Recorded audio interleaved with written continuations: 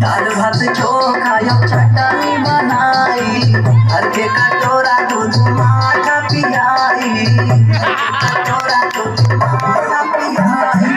दाल भात चोखा या चटनी खियाई, भर के कटोरा दूध माठा पियाई।